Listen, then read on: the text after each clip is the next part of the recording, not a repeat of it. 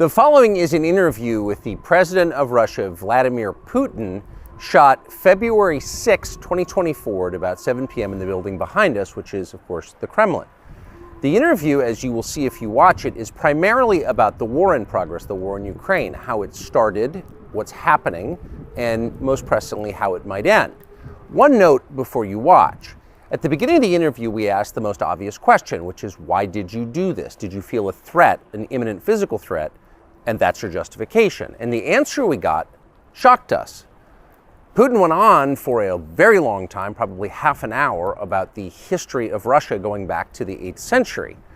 And honestly, we thought this was a filibustering technique and found it annoying and interrupted him several times. And he responded he was annoyed by the interruption.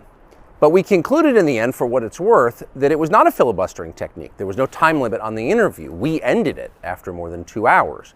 Instead, what you're about to see seemed to us sincere, whether you agree with it or not. Vladimir Putin believes that Russia has a historic claim to parts of Western Ukraine. So our opinion would be to view it in that light, as a sincere expression of what he thinks. And with that, here it is. Mr. President, thank you. On February 22nd, 2022, you addressed your country in a nationwide address when the conflict in Ukraine started. And you said that you were acting because you had come to the conclusion that the United States, through NATO, might initiate a, quote, surprise attack on our country. And to American ears, that sounds paranoid. Tell us why you believe the United States might strike Russia out of the blue. How did you conclude that? It's not that America, the United States, was going to launch a surprise strike on Russia. I didn't say that. Are we having a talk show or a serious conversation? Here's the quote. Thank you. It's a formidable serious talk. Because your basic education is in history, as far as I understand. Yes. So if you don't mind, I will take only 30 seconds or 1 minute to give you a short reference to history for giving you a little historical background. Please. Let's look where our relationship with Ukraine started from. Where did Ukraine come from? The Russian state started gathering itself as a centralized statehood, and it is considered to be the year of the establishment of the Russian state in 862, when the townspeople of Novgorod invited a Varangian prince, Rurik, from Scandinavia to reign.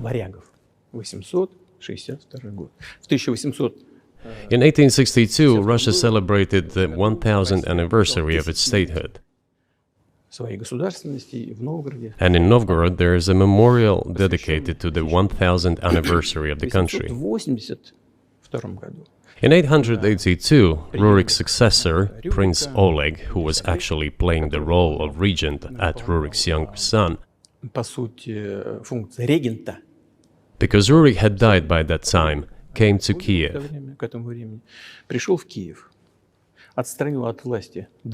He ousted two brothers who apparently had once been members of Rurik's squad. So Russia began to develop with two centers of power, Kiev and Novgorod. The next very significant date in the history of Russia was 988. This was the baptism of Russia, when Prince Vladimir, the great-grandson of Rurik, baptized Russia and adopted Orthodoxy, or Eastern Christianity. From this time, the centralized Russian state began to strengthen. Why? Because of the single territory, integrated economic ties, one and the same language, and, after the baptism of Russia, the same faith and rule of the prince. The centralized Russian state began to take shape. Back in the Middle Ages, Prince Yaroslav the Wise introduced the order of succession to a throne. But after he passed away, it became complicated for various reasons. The throne was passed not directly from father to eldest son, but from the prince who had passed away to his brother, then to his sons in different lines. All this led to the fragmentation and the end of Rus as a single state.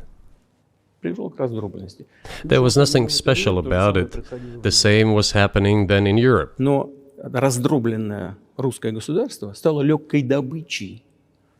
But the fragmented Russian state became an easy prey to the empire created earlier by Genghis Khan.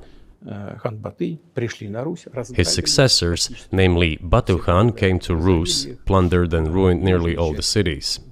The southern part, including Kiev, by the way, and some other cities, simply lost independence, while northern cities preserved some of their sovereignty. They had to pay tribute to the horde, but they managed to preserve some part of their sovereignty.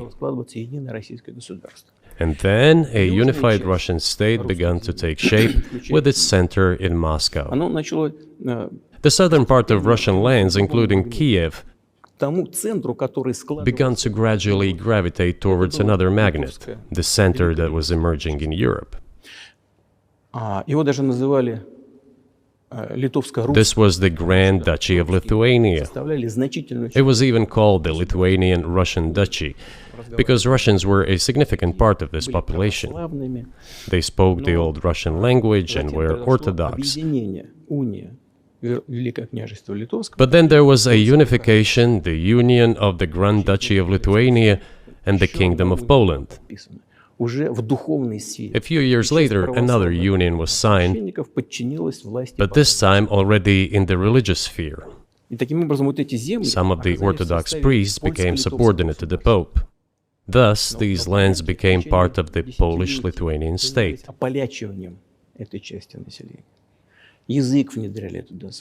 During decades, the Poles were engaged in Polonization of this part of the population. They introduced their language there, tried to entrench the idea that this population was not exactly Russians, that because they lived on the fringe, they were Ukrainians. Originally, the word Ukrainian meant that the person was living on the outskirts of the state, along the fringes, or was engaged in a border patrol service. It didn't mean any particular ethnic group. So the Poles were trying to, in every possible way, to colonize this part of the Russian lands, and actually treated it rather harshly, not to say cruelly. All that led to the fact that this part of the Russian lands began to struggle for their rights. They wrote letters to Warsaw demanding that their rights be observed and people be commissioned here, including to Kiev. I beg your pardon, can you tell us what period? I'm losing track of where in history we are. The Polish oppression of Ukraine. It was in the 13th century.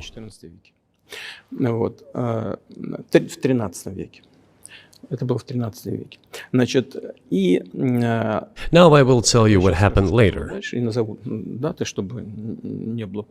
give the dates so that there is no confusion. And in 1654, even a bit earlier, the people who were in control of the authority over that part of the Russian lands addressed Warsaw, I repeat, demanding that they send them to rulers of Russian origin and Orthodox faith. When Warsaw did not answer them, and in fact rejected their demands, they turned to Moscow, so that Moscow took them away. So that you don't think that I'm inventing things, I'll give you these documents. Well, it doesn't sound like you're inventing it. I'm not sure why it's relevant to what happened 2 years ago. But still, these are documents from the archives, copies.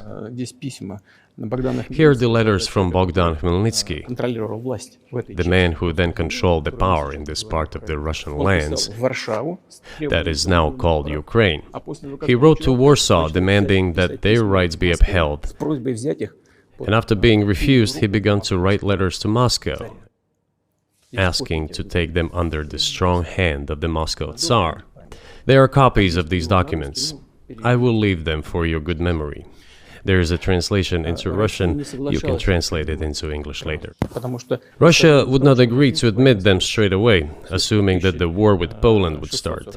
Nevertheless, in 1654, the Pan-Russian Assembly of top clergy and landowners, headed by the Tsar, which was the representative body of the power of the old Russian state, decided to include a part of the old Russian lands into Moscow Kingdom. As expected, the war with Poland began. It lasted 13 years, and then in 1654, a truce was concluded. And 32 years later, I think, a peace treaty with Poland, which they called Eternal Peace, was signed. And these lands, the whole left bank of Dnieper, including Kiev, went to Russia. And the whole right bank of Dnieper remained in Poland. Under the rule of Catherine the Great, Russia reclaimed all of its historical lands, including in the south and west. This all lasted until the revolution. Before World War I, Austrian General Staff relied on the ideas of Ukrainianization and started actively promoting the ideas of Ukraine and the Ukrainianization.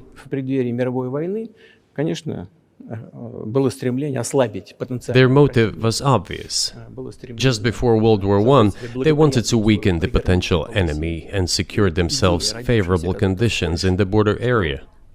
So the idea which had emerged in Poland that people residing in that territory were allegedly not really Russians, but rather belonged to a special ethnic group, Ukrainians, started being propagated by the Austrian General Staff. As far back as the 19th century, theorists calling for Ukrainian independence appeared. All those, however, claimed that Ukraine should have a very good relationship with Russia. They insisted on that. After the 1917 revolution, the Bolsheviks sought to restore the statehood, and the civil war began, including the hostilities with Poland.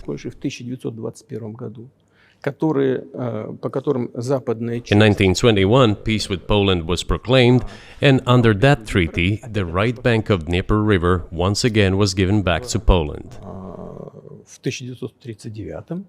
In 1939, after Poland cooperated with Hitler, it did collaborate with Hitler, you know? Hitler offered Poland peace and a treaty of friendship,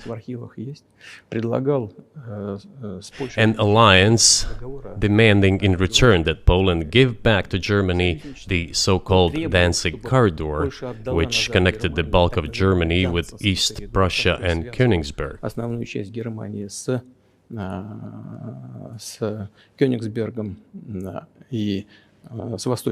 After World War I, this territory was transferred to Poland, and instead of Danzig, a city of Gdansk emerged.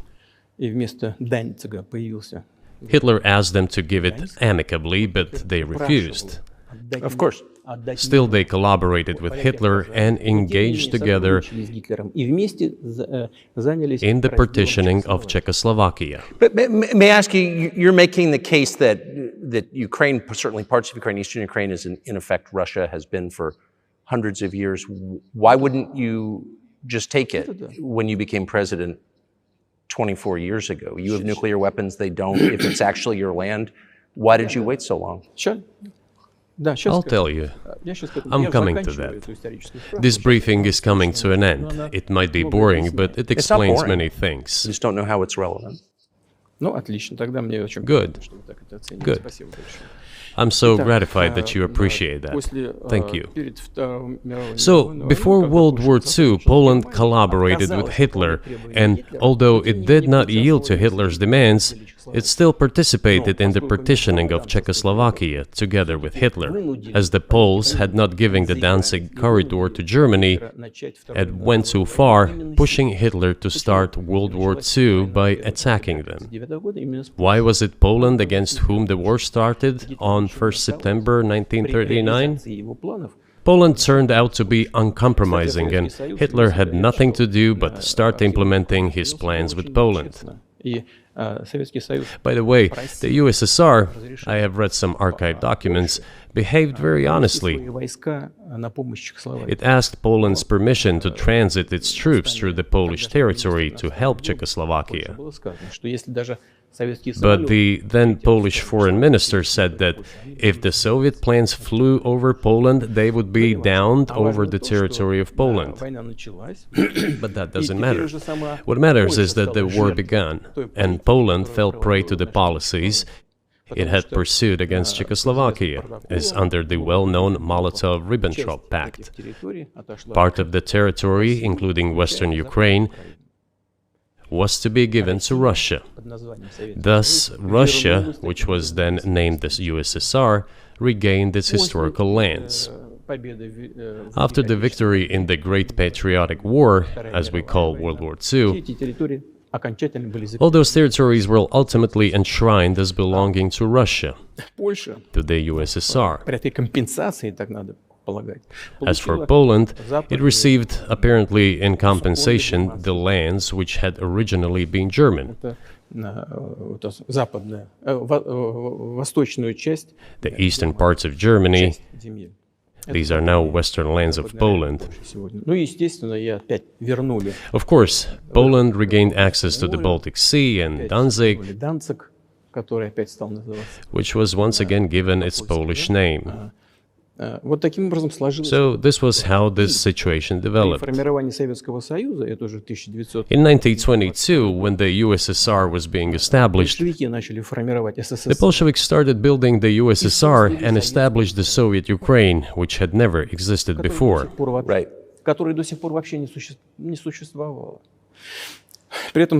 Stalin insisted that those republics be included in the USSR as autonomous entities.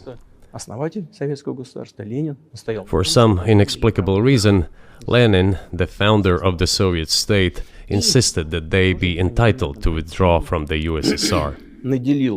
And again, for some unknown reasons, he transferred to that newly established Soviet Republic of Ukraine some of the lands together with people living there, even though those lands had never been called Ukraine, and yet they were made part of that Soviet Republic of Ukraine. Those lands included the Black Sea region, which was received under Catherine the Great, and which had no historical connection with Ukraine whatsoever. Even if we go as far back as 1654, when these lands returned to Russian Empire, that territory was the size of 3 to 4 regions of modern Ukraine, with no Black Sea region. That was completely out of the question. In 1654. Exactly. You obviously have encyclopedic knowledge of this region, but why didn't you make this case for the first 22 years as president that Ukraine wasn't a real country?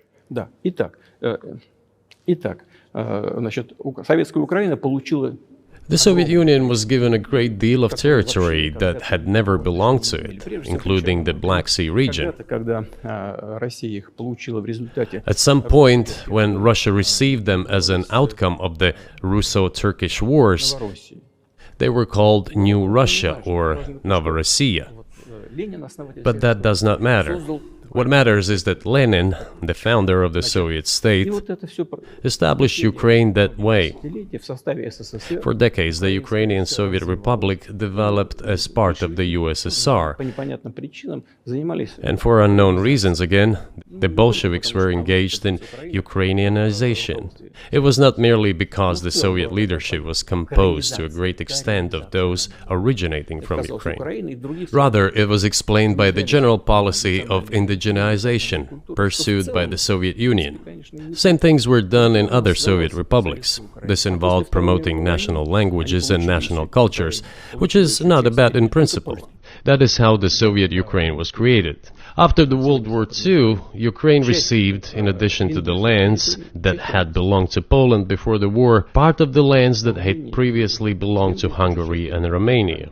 So Romania and Hungary had some of their lands taken away and given to the Soviet Ukraine, and they still remain part of Ukraine. So in this sense, we have every reason to affirm that Ukraine is an artificial state that was shaped at Stalin's will. Do you believe Hungary has a right to take its land back from Ukraine, and that other nations have a right to go back to their 1654 borders?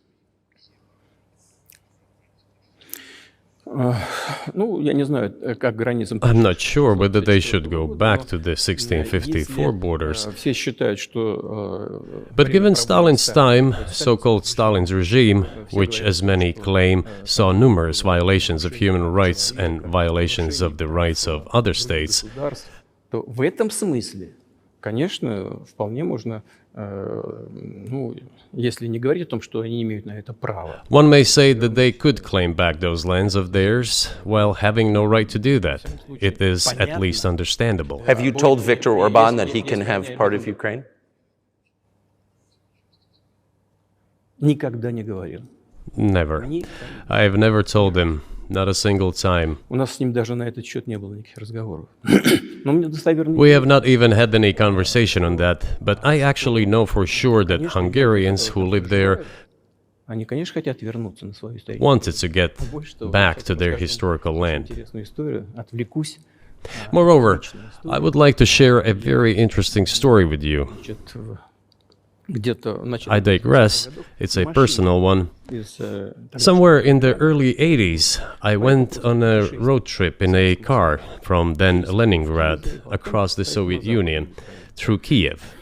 Made a stop in Kiev and then went to western Ukraine. I went to the town of Beregovoye, and all the names of towns and villages there were in Russian and in a language I did not understand, in Hungarian. In Russian and in Hungarian. Not in Ukrainian, in Russian and in Hungarian. I was driving through some kind of village and there were men sitting next to the houses and they were wearing black three-piece suits and black cylinder hats. I asked, are they some kind of entertainers? I was told, no, they were not entertainers, they're Hungarians. I said, what are they doing here? What do you mean? This is their land, they live here. This was during the Soviet time in the 1980s. They preserved the Hungarian language, Hungarian names, and all their national costumes. They are Hungarians and they feel themselves to be Hungarians. And of course, when now there is an infringement. Well, that is, and there's a lot of that, though. I think many nations are upset about Transylvania as well, as you obviously know. But many nations feel frustrated by the redrawn borders of the wars of the 20th century and wars going back 1,000 years, the ones that you mentioned. But the fact is that you didn't make this case in public until 2 years ago, February. And in the case that you made, which I read today, you explain at great length that you felt a physical threat from the West in NATO, including potentially a nuclear threat, and that's what got you to move. Is that a fair characterization of what you said? Я понимаю, что мои длинные диалоги, они... I understand that my long speeches probably fall outside of the genre of the interview. That is why I asked you at the beginning, are we going to have a serious talk or a show? You said a serious talk. So bear with me, please. We're coming to the point where the Soviet Ukraine was established. Then, in 1991, the Soviet Union collapsed.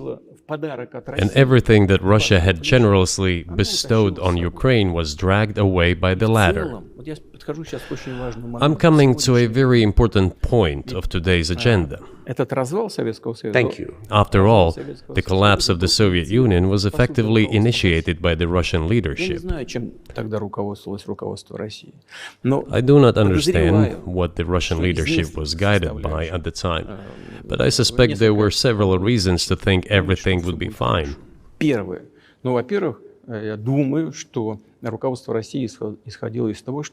First, I think that then Russian leadership believed that the fundamentals of the relationship between Russia and Ukraine were, in fact, a common language. More than 90% of the population there spoke Russian.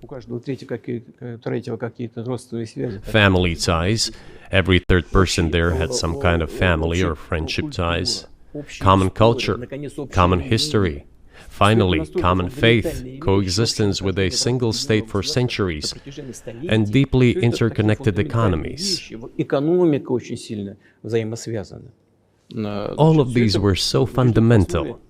All these elements together make our good relationships inevitable. The second point is a very important one.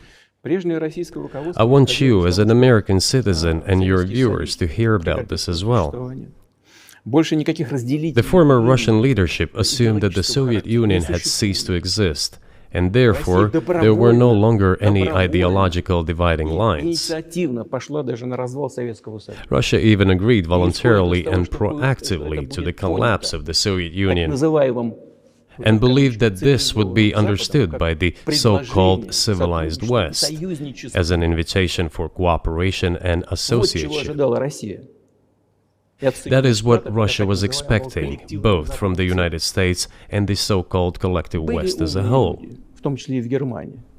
There were smart people, including in Germany, Egon Bahr, a major politician of the Social Democratic Party, who insisted in his personal conversations with the Soviet leadership on the brink of the collapse of the Soviet Union that a new security system should be established in Europe. Help should be given to unify Germany, but a new system should be also established to include the United States, Canada, Russia, and other Central European countries.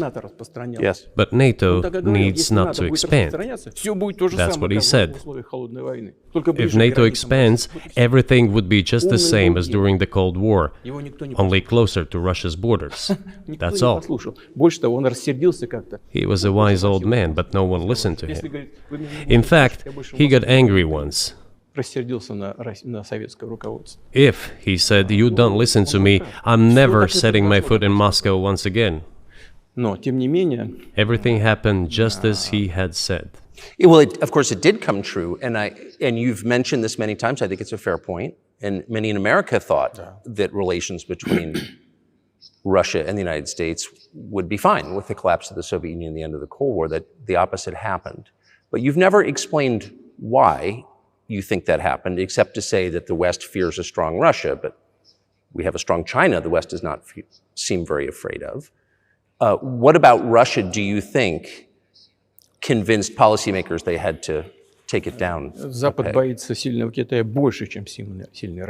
The West is afraid of strong China more than it fears a strong Russia, because Russia has 150 million people and China has 1.5 billion population, and its economy is growing by leaps and bounds, or 5% a year. It used to be even more. But that's enough for China. As Bismarck once put it, potentials are the most important. China's potential is enormous. It is the biggest economy in the world today in terms of purchasing power parity and the size of the economy. It has already overtaken the United States quite a long time ago, and it is growing at a rapid clip. Let's not talk about who is afraid of whom. Let's not reason in such terms. And let's get into the fact that after 1991, when Russia expected that it would be welcomed into the brotherly family of civilized nations, nothing like this happened. You tricked us.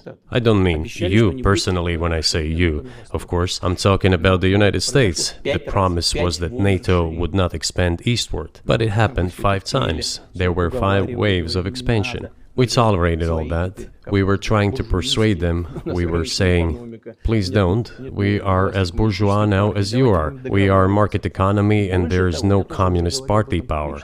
Let's negotiate. Moreover, I have also said this publicly before. There was a moment when a certain rift started growing between us. Before that, Yeltsin came to the United States. Remember, he spoke in Congress and said the good words, God bless America. Everything he said were signals. Let us in. Remember the developments in Yugoslavia before the Yeltsin was lavished with praise? As soon as the developments in Yugoslavia started, he raised his voice in support of Serbs, and we couldn't but raise our voices for Serbs in their defense. I understand that there were complex processes underway there, I do, but Russia could not help raising its voice in support of Serbs, because Serbs are also a special and close to us nation, with Orthodox culture and so on. It's a nation that has suffered so much for generations. Well, regardless, what is important is that Yeltsin expressed his support. What did the United States do? In violation of international law and the UN Charter, it started bombing Belgrade. It was the United States that let the genie out of the bottle. Moreover, when Russia protested and expressed its resentment, what was said? The UN Charter and international law have become obsolete. Now everyone invokes international law, but at that time they started saying that everything was outdated. Everything had to be changed. Indeed, some things need to be changed, as the balance of power has changed. It's true, but not in this manner. Yeltsin was immediately dragged through the mud, accused of alcoholism, of understanding nothing, of knowing nothing. He understood everything, I assure you. Well, I became president in 2000. I thought, okay, the Yugoslav issue is over, but we should try to restore relations. Let's reopen the door that Russia had tried to go through. And moreover, I said it publicly, I can reiterate. At a meeting here in the Kremlin with the outgoing President Bill Clinton, right here in the next room, I said to him, I asked him, Bill, do you think if Russia asked to join NATO, do you think it would happen? Suddenly he said, you know, it's interesting. I think so. But in the evening, when we met for dinner, he said, you know, I've talked to my team. No, it's not possible now. You can ask him. I think he will watch our interview, he'll confirm it. I wouldn't have said anything like that if it hadn't happened. Okay, were you sincere? It's impossible now. Would you have joined NATO? Look, I asked the question, is it possible or not? And the answer I got was no. If I was insincere in my desire to find out what the leadership position was... But if he had said yes, would you have joined NATO? If he had said yes, the process of rapprochement would have commenced, and eventually it might have happened, if we had seen some sincere wish on the other side of our partners. But it didn't happen. Well, no means no. Okay, fine. Why do you think that is? Just to get to motive, I know you're clearly bitter about it, I understand, but why do you think the West rebuffed you then? Why the hostility? Why did the end of the Cold War not fix the relationship? What motivates this from your point of view? You said I was bitter about the answer. No, it's not bitterness. It's just a statement of fact. We're not bride and groom, bitterness, resentment. It's not about those kind of matters in such circumstances. We just realized we weren't welcome there, that's all. Okay, fine. But let's build relations in another manner. Let's look for common ground elsewhere. Why we received such a negative response, you should ask your leaders. I can only guess why. Too big a country with its own opinion and so on. And the United States, I've seen how issues are being resolved in NATO. I will give you another example now concerning Ukraine. The US leadership exerts pressure, and all NATO members obediently vote, even if they do not like something. Now, I'll tell you what happened in this regard with Ukraine in 2008, although it's being discussed. I'm not going to open a secret to you, say anything new. Nevertheless, after that we tried to build relations in different ways. For example, the events in the Middle East, in Iraq. We were building relations with the United States in a very soft, prudent, cautious manner. I repeatedly raised the issue that the United States should not support separatism or terrorism in the North Caucasus. But they continue to do it anyway.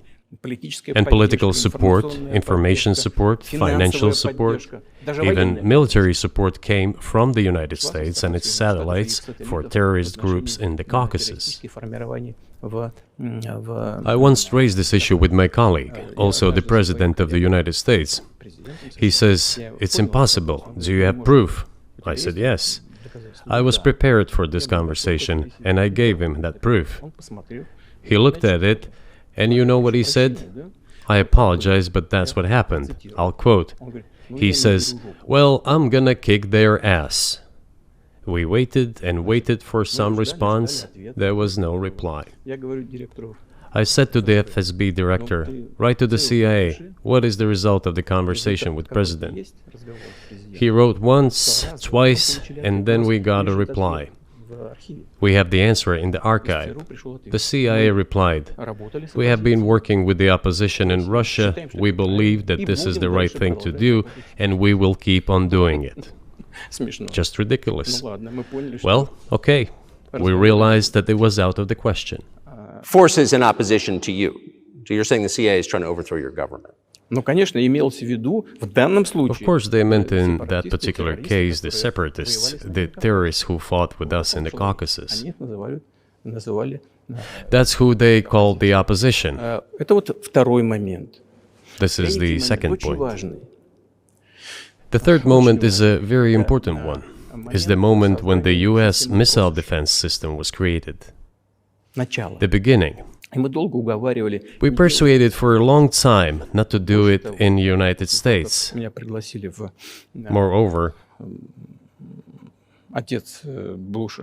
after was invited by Bush Jr.'s father, Bush Sr., to visit his place on the ocean, Там состоялась очень серьезная беседа, I had a very serious conversation with President Bush and his team. чтобы I proposed that the United States, Russia, and Europe jointly create a missile defense system that, we believe, как мы считаем, if created unilaterally, threatens our security, despite the fact that the United States officially said that it was being created against missile threats from Iran. That was the justification for the deployment of the missile defense system. I suggested working together, Russia, the United States, and Europe. They said it was very interesting. They asked me, "Are you serious?" I said, "Absolutely." Let me ask, what year was this? ну, я не помню, вот I don't remember. в интернете, когда я был. It is easy to find out on the internet when I was in the USA at the invitation of Bush Sr. It is even easier to learn from someone I'm going to tell you about. Мне сказали, это очень интересно. I was told it was very interesting. I said, just imagine if we could tackle such a global strategic security challenge together. The world will change. We'll probably have disputes, probably economic and even political ones, but we could drastically change the situation in the world. He says yes, and asks, "Are you serious?" I said, "Of course. We need to think about it," I'm told. Вот в этот кабинет. I said, "Go ahead, please." Then Secretary of Defense Gates, former director of CIA, and Secretary of State Rice came in here, in this cabinet, right here at this table. They sat on this table. Me, the foreign minister, the Russian defense minister on that side. Министр обороны. They said to me, Они мне "Yes, we have thought about it. We agree." I said, "Thank God, great, Но but with some exceptions." So twice you've described U.S. presidents making decisions and then being undercut by their agency heads. So it sounds like you're describing a system that's not run by the people who were elected, in your telling. именно так. That's right, В конечном that's right. итоге нас послали подальше. Я не буду. In the end, they just told us to get lost.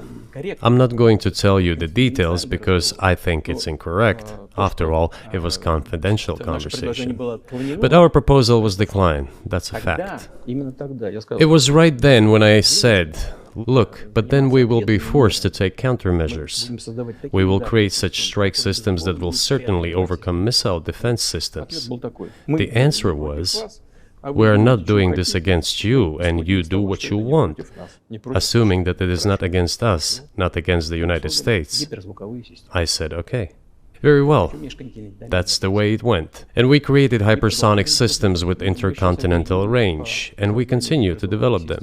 We are now ahead of everyone, the United States and the other countries, in terms of the development of hypersonic strike systems, and we are improving them every day. But it wasn't us. We proposed to go the other way, and we were pushed back. Now, about NATO's expansion to the east. Well, we were promised no NATO to the east, not an inch to the east, as we were told. And then what? They said, well, it's not enshrined on paper, so we'll expand. So there were 5 waves of expansion, the Baltic states, the whole of Eastern Europe, and so on. And now I come to the main thing. They have come to the Ukraine, ultimately. In 2008, at the summit in Bucharest, they declared that the doors for Ukraine and Georgia to join NATO were open. Now about how decisions are made there. Germany, France seem to be against it, as well as some other European countries. But then, as it turned out later, President Bush, and he's such a tough guy, a tough politician, as I was told later, he exerted pressure on us and we had to agree. It's ridiculous, it's like kindergarten. Where are the guarantees? What kindergarten is this? What kind of people are these? Who are they? You see, they were pressed, they agreed. And then they say, Ukraine won't be in the NATO, you know? I say, I don't know. I know you agreed in 2008. Why won't you agree in the future? Well, they pressed us then. I say, why won't they press you tomorrow? And you'll agree again. Well, it's nonsensical. Who's there to talk to? I just don't understand. We're ready to talk. But with whom? Where are the guarantees? None. So they started to develop the territory of Ukraine. Whatever is there, I have told you the background, how this territory developed, what kind of relations there were with Russia. Every second or third person there has always had some ties with Russia. And during the elections, in already independent, sovereign Ukraine, which gained its independence as a result of the Declaration of Independence, and by the way, it says that Ukraine is a neutral state, and in 2008, suddenly the doors or gates to NATO were open to it. Oh, come on. This is not how we agreed. Now, all the presidents that have come to power in Ukraine, they relied on electorate with a good attitude to Russia in one way or the other. This is the southeast of Ukraine. This is a large number of people. And it was very difficult to dissuade this electorate, which had a positive attitude towards Russia. Viktor Yanukovych came to power, and how? The first time he won after President Kuchma, they organized a third round, which is not provided for in the constitution of Ukraine. This is a coup d'etat. Just imagine, someone in the United States wouldn't like the outcome. In 2014? Before that. No, this was before that. After President Kuchma, Viktor Yanukovych won the elections. However, his opponents did not recognize that victory. The US supported the opposition, and the third round was scheduled. What is this? This is a coup. The US supported it, and the winner of the third round came to power. Imagine if in the US something was not to someone's liking, and the third round of election, which the US Constitution does not provide for, was organized. Nonetheless, it was done in Ukraine. Okay, Viktor Yushchenko, who was considered a pro-Western politician, came to power. Fine, we have built relations with him as well. He came to Moscow with visits. We visited Kiev. I visited too. We met in an informal setting. If he's pro-Western, so be it. It's fine. Let people do their job. The situation should have developed inside the independent Ukraine itself. As a result of Kuchma's leadership, things got worse and Viktor Yanukovych came to power after all. Maybe he wasn't the best president and politician, I don't know. I don't want to give assessments. However, the issue of the association with the EU came up. We have always been lenient to this. Suit yourself. But when we read through the Treaty of Association, it turned out to be a problem for us, since we had a free trade zone and open customs borders with Ukraine, which under this association had to open its borders for Europe, which could have led to flooding of our market. We said, no, this is not going to work. We shall close our borders with Ukraine then. The customs borders, that is. Yanukovych started to calculate how much Ukraine was going to gain, how much to lose, and said to his European partners, I need more time to think before signing. The moment he said that, the opposition began to take destructive steps which were supported by the West. It all came down to Maidan and a coup in Ukraine. So he did more trade with Russia than with the EU. Ukraine did. Of course. It's not even the matter of trade volume, although for the most part it is. It is the matter of cooperation ties, which the entire Ukrainian economy was based on. The cooperation ties between the enterprises were very close since the times of the Soviet Union. One enterprise there used to produce components to be assembled both in Russia and Ukraine and vice versa. They used to be very close ties. A coup d'etat was committed, although I shall not delve into details now, as I find doing it inappropriate, the US told us. Calm Yanukovych down, and we will calm the opposition. Let the situation unfold in the scenario of a political settlement. We said, all right, agreed, let's do it this way. As the Americans requested, Yanukovych did use neither the armed forces nor the police, yet the armed opposition committed a coup in Kiev. What is that supposed to mean? Who do you think you are? I wanted to ask the then US leadership. With the backing of whom? With the backing of CIA, of course. The organization you wanted to join back in the day, as I understand. We should thank God they didn't let you in. Although, it is a serious organization. I understand. My former vis-a-vis in the sense that I served in the first main directorate, Soviet Union's intelligence service. They have always been our opponents. A job is a job. Technically, they did everything right. They achieved their goal of changing the government. However, from political standpoint, it was a colossal mistake. Surely it was political leadership's miscalculation. They should have seen what it would evolve into.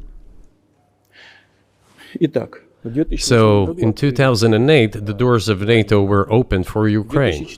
In 2014, there was a coup. They started persecuting those who did not accept the coup, and it was indeed a coup. They created a threat to Crimea, which we had to take under our protection. They launched the war in Donbass in 2014 with the use of aircraft and artillery against civilians. This is when it all started.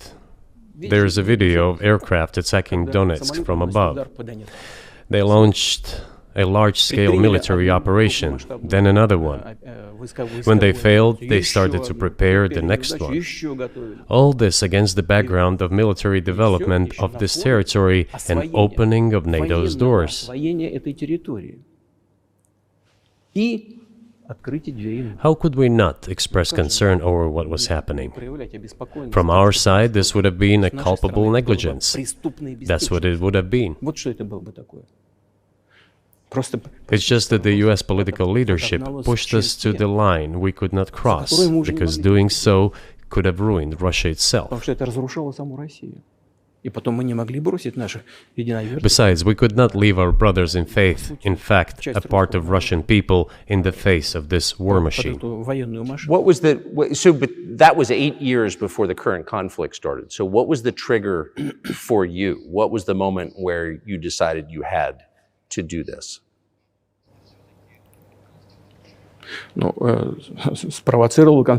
Initially, it was the coup in Ukraine that provoked the conflict.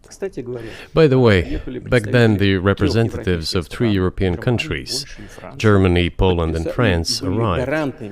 They were the guarantors of the signed agreement between the government of Yanukovych and the opposition. подписи свои They поставили. signed it as guarantors. Несмотря на это, оппозиция Despite that, the голосовала. opposition committed a coup, and all these countries pretended that they didn't remember that they were guarantors of the peaceful settlement. Никто не вспоминает They just threw it in the stove right away, and nobody recalls that. этот договор между I don't know if the US know anything about the agreement between the opposition and the authorities, and its three guarantors who, instead of bringing this whole situation back in the political field, Хотя смысла в supported the этом не coup. было. Никакого. Although it was meaningless, believe me. Янукович совсем согласился. Because President Yanukovych agreed to all conditions, he was ready to hold an early election which he had no chance of winning, frankly speaking. Зачем, Господи, Everyone knew зачем that. жертва? Then why the Зачем coup? угрозы Why the для- victims? для- Why threatening Crimea? Зачем Why началась launching an operation in операция на Donbass? Донбассе? This I do Вот not этого я не understand. понимаю. Вот в That этом is exactly what the miscalculation is. CIA did its job to complete the coup. Один из замов I госсекретаря. think one of the deputy secretaries of state said that it cost a large sum of money, almost 5 billion. Зачем? But the political mistake was colossal. На самом деле то же самое. Why would they have to do that? All this could have been done legally, without victims, without military action, without losing Crimea. Пальцем не пошевелить. We would have never considered to even lift a finger if it hadn't been for the bloody developments on Maidan. Потому что мы согласились с тем, что Because we agreed with the fact that after the collapse of the Soviet Union, our borders should be along the borders of former Union's republics. We agreed to that. соглашались с расширением But НАТО, we never тем agreed более to NATO's соглашались expansion, с and тем, что Украина moreover, будет в we never agreed that Ukraine would соглашались с be тем, что in там будут NATO. базы НАТО без всяких разговоров с нами. We did not agree to NATO bases there without any discussion with us. For decades, we kept asking, don't do this, don't do that. В последних событиях. Ну, во-первых, And what triggered the latest events? руководство Украины заявило, Firstly, the current Ukrainian leadership declared that it would not implement the Minsk agreements, which had been signed, as you know, after the events of 2014 in Minsk, where the plan of peaceful settlement in Donbass was set forth. нет, руководство But no, the current Ukrainian leadership, foreign minister, all other officials, and then president himself said that they don't like anything about the Minsk agreements. иными словами, исполнять не собираются. In other words, they were not going to implement it. Прямо сказали, что подписывали уже A year or a year and a half ago, former leaders of Germany and France said openly to the whole world это соглашение Минска. that they indeed signed the Minsk agreements, but they never intended to implement them. They simply led us by the nose. Was there anyone for you to talk to? Did you call a U.S. President's Secretary of State and say, if you keep militarizing Ukraine with NATO forces, this is going to get, this is going to be we're going to act? Мы постоянно об этом говорили. Мы постоянно об этом говорили. Мы обращались к We talked about this all the time. европейских сторон. We addressed the United States and European countries' leadership to stop these developments immediately, to implement the Minsk agreements. Откровенно говоря, Frankly speaking, I didn't know how we were going to do this, but I was ready to implement them. сложные для Украины. These agreements were complicated for Ukraine. They included lots of elements of those Donbass territories' independence. That's true. However, I was absolutely confident, and I'm saying this to you now. I honestly believe that if we managed to convince the residents of Donbass, and we had to work hard to convince them to return to the Ukrainian statehood, then gradually the wounds would start to heal. Постепенно раны When this part of territory reintegrated itself into common social environment, when the pensions and social benefits were paid again, all the pieces would gradually fall into place. социальное пособие, все постепенно No, растет. nobody wanted that. Everybody wanted to resolve the issue by military force only. С помощью But we could not let that happen. And the situation got to the point when the Ukrainian side announced, no, we will not do anything. They also started preparing for military action. Войну начали они. It was they who started the war in 2014.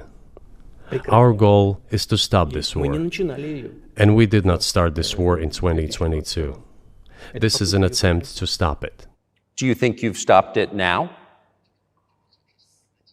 I mean, have you achieved your aims? No, we haven't achieved our aims yet, because one of them is denazification. This means the prohibition of all kinds of neo-Nazi movements. This is one of the problems that we discussed during the negotiation process, which ended in Istanbul early this year.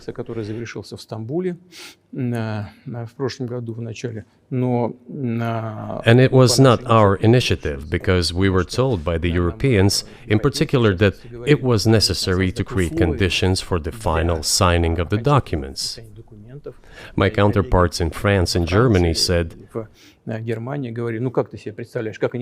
"How can you imagine them signing a treaty with a gun to their heads? The troops should be pulled back from Kiev." I said, "All right." We withdrew the troops from Kiev. As soon as we pulled back our troops from Kiev, our Ukrainian negotiators immediately threw all our agreements reached in Istanbul into the bin and got prepared for a long-standing armed confrontation with the help of the United States and its satellites in Europe.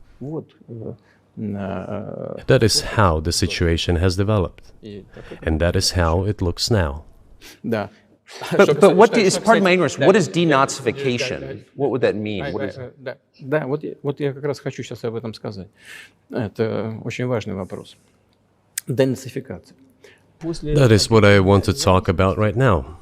It is a very important issue. Denazification. After gaining independence, Ukraine began to search, as some Western analysts say, its identity. And it came up with nothing better than to build this identity upon some false heroes who collaborated with Hitler.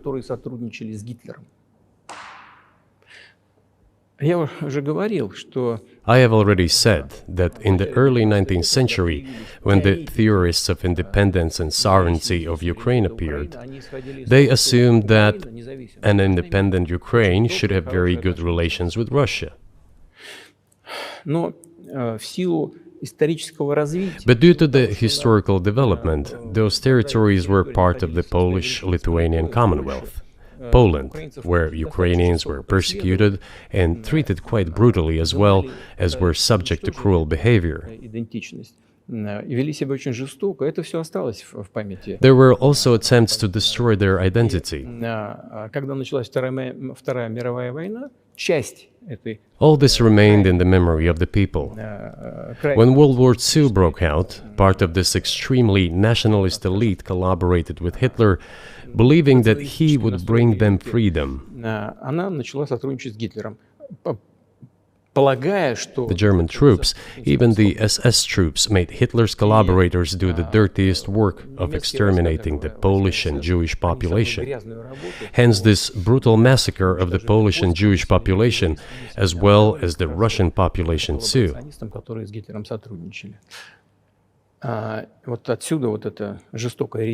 This was led by the persons who are well known, Bandera, Shukevich. Vladimir Putin. It was those people who were made national heroes. That is the problem.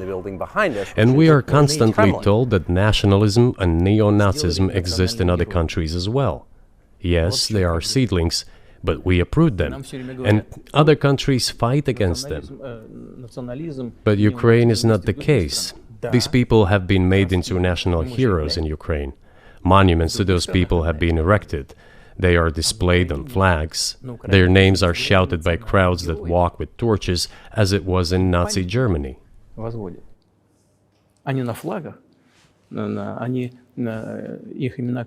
These were people who exterminated Poles, Jews, and Russians. It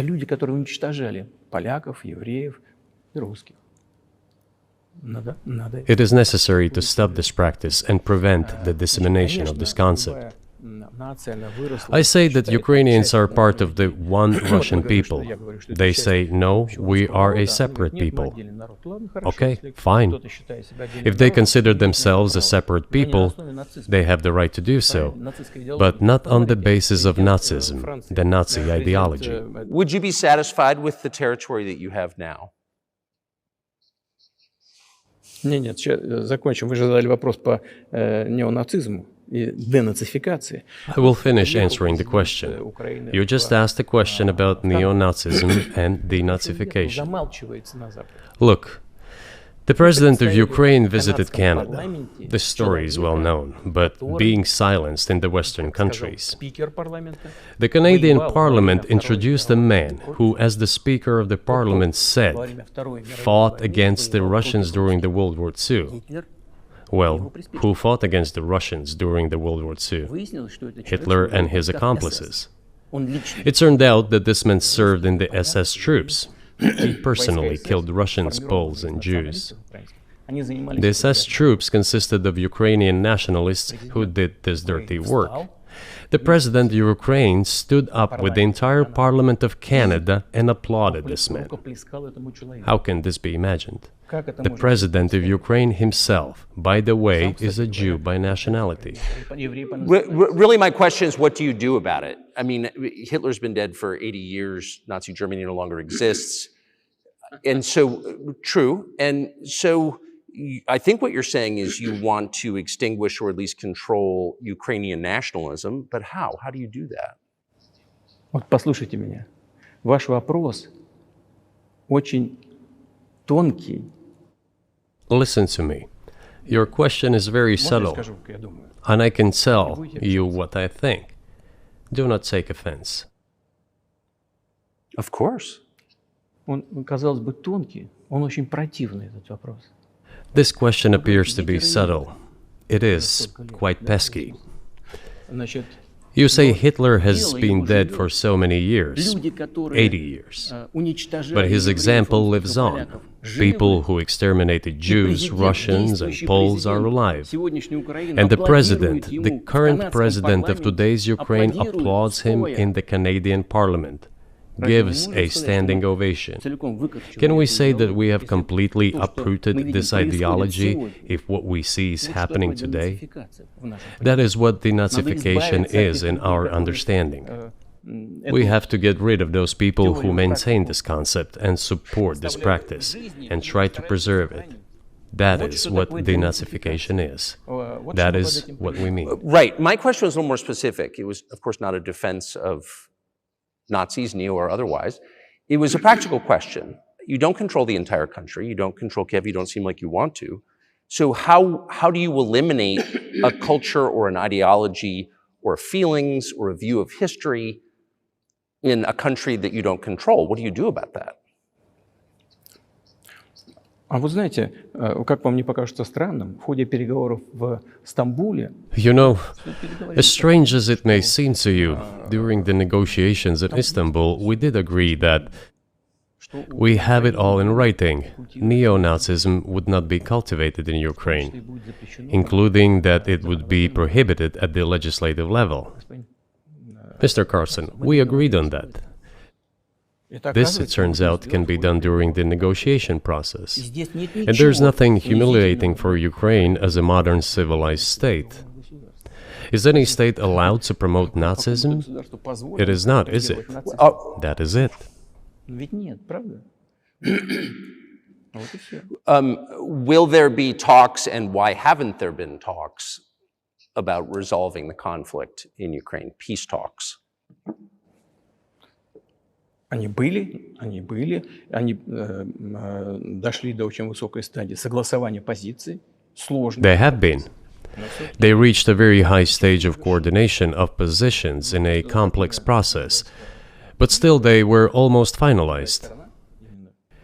But after we withdrew our troops from Kiev, as I have already said, the other side threw away all these agreements and obeyed the instructions of Western countries, European countries, and the United States to fight Russia to the bitter end. Moreover, the president of Ukraine has legislated a ban on negotiating with Russia. He signed a decree forbidding everyone to negotiate with Russia. But how are we going to negotiate if he forbade himself and everyone to do this? We know that he is putting forward some ideas about this settlement, but in order to agree on something, we need to have a dialogue. Is that not right? Well, but you wouldn't be speaking to the Ukrainian president, you'd be speaking to the American president. When was the last time you spoke to Joe Biden? I cannot remember when I talked to him. I do not remember. We can look it up. You don't remember? No. Why? Do I have to remember everything? I have my own things to do. We have domestic political affairs. Well, he's funding the war that you're fighting, so I would think that would be memorable. Well, yes, he funds, but I talked to him before the special military operation, of course. And I said to him then, by the way, I will not go into details, I never do, but I said to him then, I believe that you are making a huge mistake of historic proportions by supporting everything that is happening there, in Ukraine, by pushing Russia away. I told him repeatedly, by the way. I think that would be correct if I stop here. What did he say? Ask him, please. It is easier for you. You are a citizen of the United States. Go and ask him. It is not appropriate for me to comment on our conversation. But you haven't spoken to him since before February of 2022? No, we haven't spoken. Certain contacts are being maintained, though. Speaking of which, do you remember what I told you about my proposal to work together on a missile defense system? Yes. You can ask all of them. All of them are safe and sound, thank God. The former president, Condoleezza, is safe and sound, and I think Mr. Gates and the current director of the intelligence agency, Mr. Burns, the then ambassador to Russia, in my opinion, are very successful ambassador. They were all witnesses to these conversations. Ask them. Same here. If you are interested in what Mr. President Biden responded to me, ask him. At any rate, I talked to him about it. I'm definitely interested, but from the outside, it seems like this could devolve or evolve into something that brings the entire world into conflict and could initiate a nuclear launch. And so why don't you just call Biden and say, let's work this out?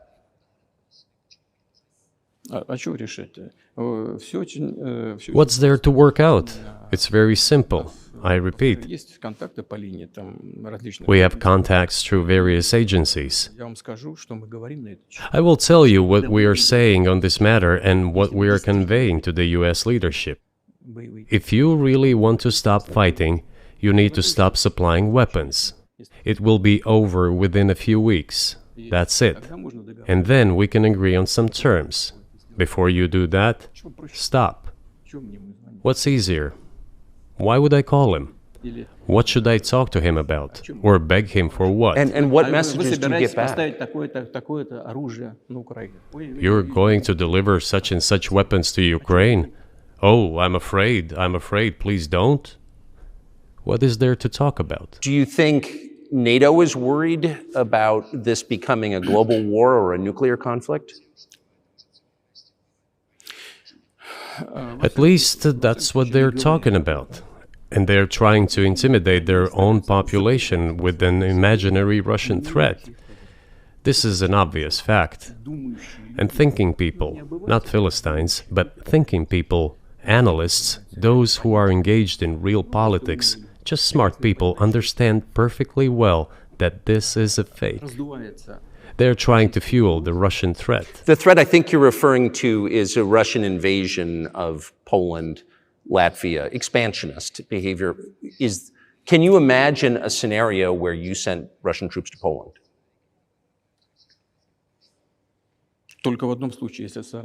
Only in one case, if Poland attacks Russia. Why? Because we have no interest in Poland, Latvia, or anywhere else. Why would we do that? We simply don't have any interest. It's just threat-mongering. Well, the argument, I know you know this, is that, well, he invaded Ukraine, he has territorial aims across the continent, and you're saying unequivocally you don't.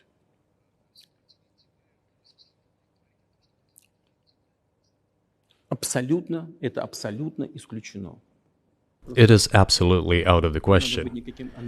You just don't have to be any kind of analyst. It goes against common sense to get involved in some kind of a global war. And a global war will bring all humanity to the brink of destruction. It's obvious. There are certainly means of deterrence. They have been scaring everyone with us all along. Tomorrow Russia will use tactical nuclear weapons. Tomorrow Russia will use that. No, the day after tomorrow. So what? In order to extort additional money from US taxpayers and European taxpayers in the confrontation with Russia in the Ukrainian theater of war. The goal is to weaken Russia as much as possible. One of our senior United States senators from the state of New York, Chuck Schumer, said yesterday, I believe, that we have to continue to fund the Ukrainian effort, or U.S. soldiers, citizens could wind up fighting there. How do you assess that?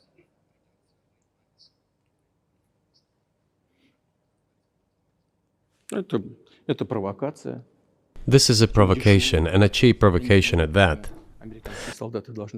I do not understand why American soldiers should fight in Ukraine. There are mercenaries from the United States there.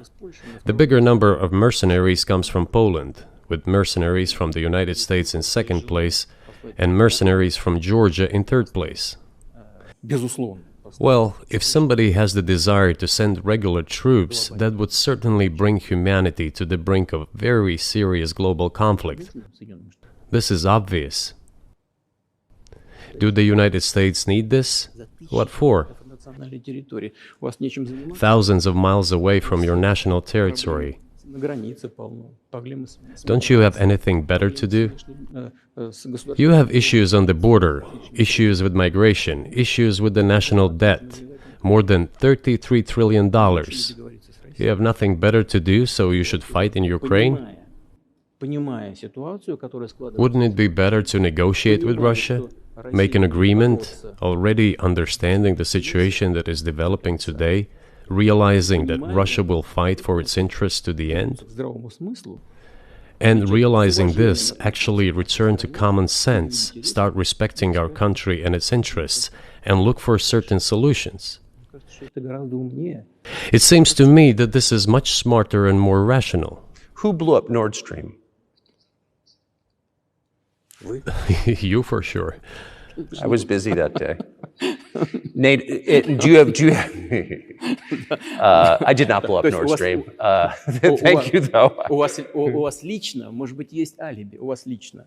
You personally may have an alibi, but the CIA has no such alibi. Do you have evidence that NATO or the CIA did it?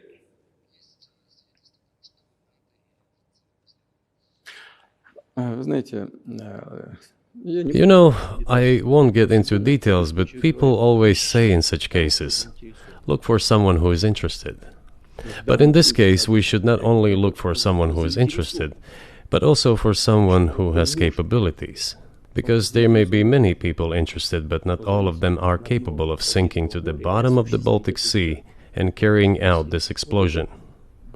These two components should be connected. Who is interested and who is capable of doing it? But I'm confused. I mean, that's the biggest act of industrial terrorism ever, and it's the largest emission of CO2 in history. Okay, so if you had evidence, and presumably given your security services, your intel services, you would, that NATO, the US, CIA, the West, did this, why wouldn't you present it and win a propaganda victory?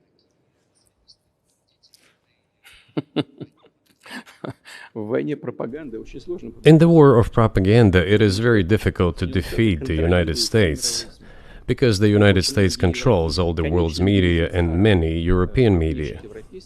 The ultimate beneficiary of the biggest European media are American financial institutions.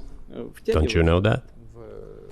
So it is possible to get involved in this work, but it is cost prohibitive, so to speak. We can simply shine the spotlight on our sources of information, and we will not achieve results. It is clear to the whole world what happened, and even American analysts talk about it directly. It's true. Yes, but here's a question you may be able to answer. You worked in Germany, famously. The Germans clearly know that their NATO partner did this, and it damaged their economy greatly. It may never recover. Why are they being silent about it? That's very confusing to me. Why wouldn't the Germans say something about it? Ну, меня это тоже удивляет. This also confuses me. But today's German leadership is guided by the interests of the collective West rather than its national interests. Otherwise, it is difficult to explain the logic of their action or inaction. After all, it is not only about Nord Stream 1, which was blown up, and the Nord Stream 2 was damaged. But one pipe is safe and sound, and gas can be supplied to Europe through it. But Germany does not open it. We are ready, please. There's another route through Poland, called Yamal Europe, which also allows for large flow. Poland has closed it, but Poland packs from the German hand. It receives money from the pan-European funds, and Germany is the main donor to these pan-European funds. Germany feeds Poland to a certain extent, and they close their route to Germany. Why? I don't understand. Ukraine, to which the Germans supply weapons and give money. Germany is the second sponsor of the United States in terms of financial aid to Ukraine. There are two gas routes through Ukraine. They simply closed one route, the Ukrainians. Open the second route and please get gas from Russia. They do not open it. Why don't the Germans say, look guys, we give you money and weapons, open up the valve, please, let the gas from Russia pass through for us. We're buying liquefied gas at exorbitant prices in Europe, which brings the level of our competitiveness and economy in general down to zero. Do you want us to give you money? Let us have the decent existence. Make money for our economy, because this is where the money we give you comes from. They refuse to do so. Why? Ask them. That is what is like in their heads. Those are highly incompetent people. Well, maybe the world is breaking into two hemispheres, one with cheap energy, the other without. And I want to ask you that. If we're now a multipolar world, obviously we are, can you describe the blocks of alliances? Who is in each side, do you think? Listen, you have said that the world is breaking into two hemispheres. A human brain is divided into two hemispheres. One is responsible for one type of activities, the other one is more about creativity and so on. But it is still one and the same head.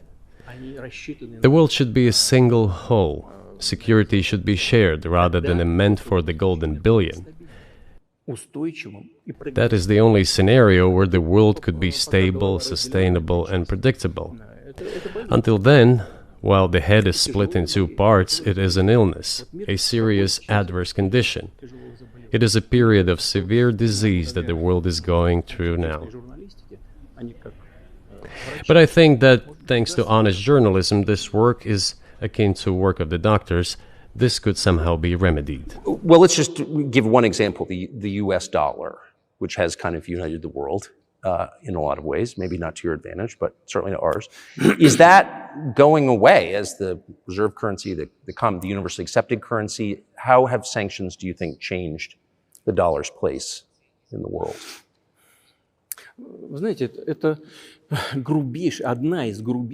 You know, to use the dollar as a tool of foreign policy struggle is one of the biggest strategic mistakes made by the US political leadership.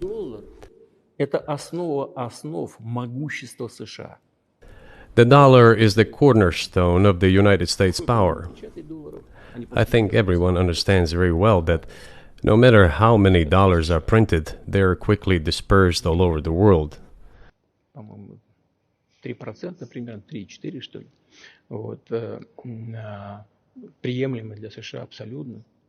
Inflation in the United States is minimal. It's about 3 or 3.4%, which is, I think, totally acceptable for the US. But they won't stop printing. What does the debt of $33 trillion tell us about? It is about the emission. инструмента политической борьбы. Nevertheless, it is the main weapon used by the United States to preserve its power across the world. As soon as the political leadership decided to use the US dollar as a tool of political struggle, a blow was dealt to this American power. I would not like to use any strong language, but it is a stupid thing to do and a grave mistake. Сокращаются запасы доллара сейчас. Все смотрят на то, что происходит, и начинают искать возможности. Look at what is going on in the world. Even the United States allies are now downsizing their dollar reserves. Seeing this, everyone starts looking for ways to protect themselves. But the fact that the United States applies restrictive measures to certain countries, such as placing restrictions on transactions, freezing assets, etc., causes grave concern and sends a signal to the whole world. What did we have here? Until 2022, about 80% of Russian foreign trade transactions were made in US dollars and euros.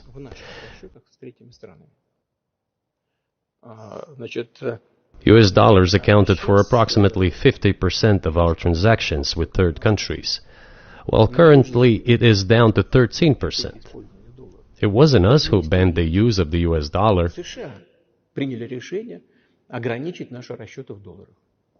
We had no such intention. It was decision of the United States to restrict our transactions in US dollars. I think it is complete foolishness from the point of view of the interests of the United States itself and its taxpayers, as it damages the US economy, undermines the power of the United States across the world. By the way, our transactions in yuan accounted for about 3%. Today, 34% of our transactions are made in rubles and about as much, a little over 34% in yuan. Why did the United States do this? My only guess is self-conceit. They probably thought it would lead to full collapse, but nothing collapsed. Moreover, other countries, including oil producers, are thinking of and already accepting payments for oil in yuan. Do you even realize what is going on or not? Does anyone in the United States realize this? What are you doing? You are cutting yourself off. All experts say this. Ask any intelligent and thinking person in the United States what the dollar means for the US. But You're killing it with your own hands. I think that's I think that's a fair assessment. The question is what comes next, and maybe you trade one colonial power for another, much less sentimental and forgiving colonial power. I mean, is the BRICS, for example, in danger of being completely dominated by the Chinese economy in a way that's not good for their sovereignty? Do you worry about that? Well, we have heard those boogeyman stories before. It is a boogeyman story. We're neighbors with China. You cannot choose neighbors just as you cannot choose close relatives. We share a border of 1,000 kilometers with them. This is number one. Second, we have a centuries-long history of coexistence. We're used to it. Third, China's foreign policy philosophy is not aggressive. Its idea is to always look for compromise, and we can see that. The next point is as follows. We are always told the same boogeyman story, and here it goes again. Through an euphemistic form, but it is still the same boogeyman story. The cooperation with China keeps increasing. The pace at which China's cooperation with Europe is growing is higher and greater than that of the growth of Chinese-Russian cooperation. Ask Europeans, aren't they afraid? They might be, I don't know.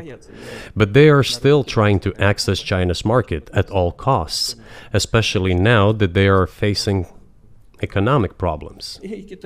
Chinese businesses are also exploring the European market. Do Chinese businesses have small presence in the United States? Yes, the political decisions are such that they are trying to limit their cooperation with China. It is to your own detriment, Mr. Tucker, that you are limiting cooperation with China. You are hurting yourself. It is a delicate matter, and there are no silver bullet solutions, just as it is with the dollar. So, before introducing any illegitimate sanctions, illegitimate in terms of the Charter of the United Nations, one should think very carefully. For decision makers, this appears to be a problem. So you said a moment ago that the world would be a lot better if it weren't broken into competing alliances, if there was cooperation globally. One of the reasons you don't have that is because the current American administration is dead set against you. Do you think if there were a new administration after Joe Biden that you would be able to reestablish communication with the U.S. government? Or does it not matter who the president is? Сейчас скажу, но чтобы закончить предыдущий вопрос. I will tell you, but let me finish the previous thought. We, together with my colleague and friend, President Xi Jinping, set a goal to reach $200 billion of mutual trade with China this year. We have exceeded this level. According to our figures, our bilateral trade with China totals already $230 billion, and the Chinese statistics says it is $240 billion. One more important thing. Our trade is well balanced, mutually complementary in high-tech, energy, scientific research and development. It is very balanced. As for BRICS, where Russia took over the presidency this year, the BRICS countries are, by and large, developing very rapidly. Look, if memory serves me right, back in 1992, the share of the G7 countries in the world economy amounted to 47%, whereas in 2022 it was down to, I think, a little over 30%. The BRICS countries accounted for only 16% in 1992, but now their share is greater than that of the G7. It has nothing to do with the events in Ukraine.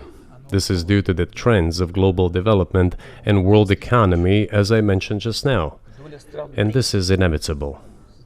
This will keep happening. It is like the rise of the sun. You cannot prevent the sun from rising. You have to adapt to it. How do the United States adapt? With the help of force, sanctions, pressure, bombings, and use of armed forces. This is about self-conceit.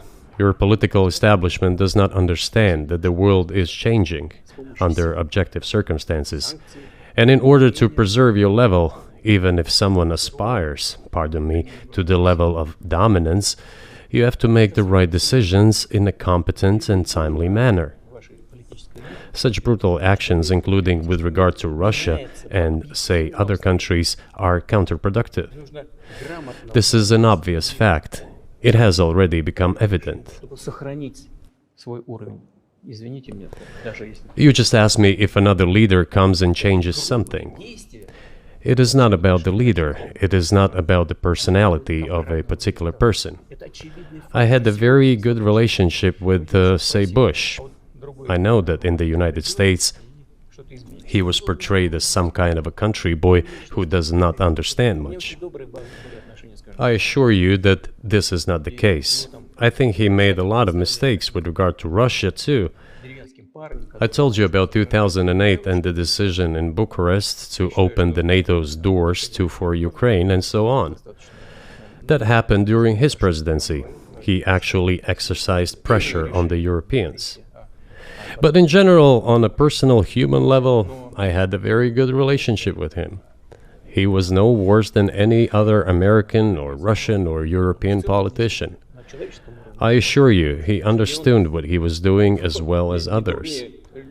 I had such personal relationship with Trump as well. It is not about the personality of the leader, it is about the elite's mindset. If the idea of domination at any cost, based also on forceful actions, dominates the American society, nothing will change. It will only get worse. But if, in the end, one comes to the awareness that the world has been changing due to the objective circumstances, and that one should be able to adapt to them in time, using the advantages that the US still has today, then perhaps something may change. Look, China's economy has become the first economy in the world in purchasing power parity. In terms of volume, it overtook the US a long time ago.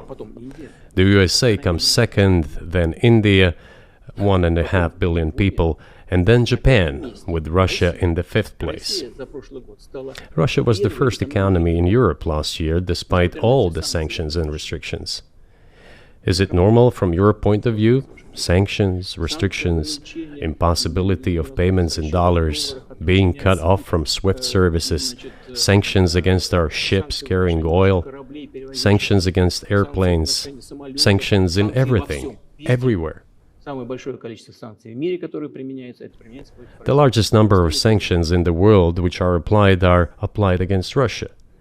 And we have become Europe's first economy during this time. The tools that US uses don't work. Well, one has to think about what to do. If this realization comes to the ruling elites, then yes, then the first person of the state will act in anticipation of what the voters and the people who make decisions at various levels expect from this person. Then maybe something will change. But you're describing two different systems. You say the leader acts in the interest of the voters, but you also say these decisions are not made by the leader, they're made by the ruling classes. You've run this country for so long, you've known all these American presidents. What are those power centers in the United States, do you think? Like, who actually makes the decisions?